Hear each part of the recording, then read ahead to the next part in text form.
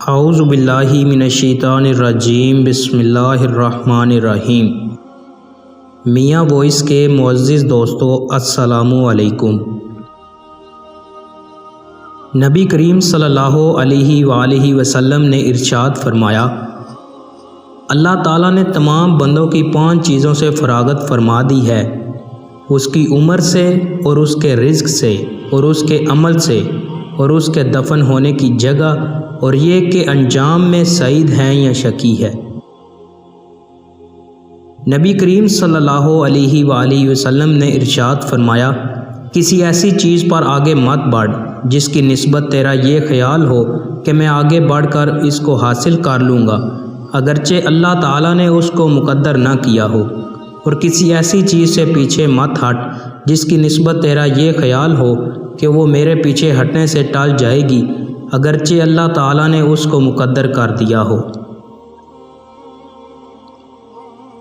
نبی کریم صلی اللہ علیہ وآلہ وسلم نے ارشاد فرمایا، اپنے نفع کی چیز کو کوشش سے حاصل کر اور اللہ سے مدد چاہ، اور ہمت مت ہار، اور اگر تجھ پر کوئی واقعہ پڑ جائے تو یوں مت کہہ کہ اگر میں یوں کرتا تو ایسا ایسا ہو جاتا،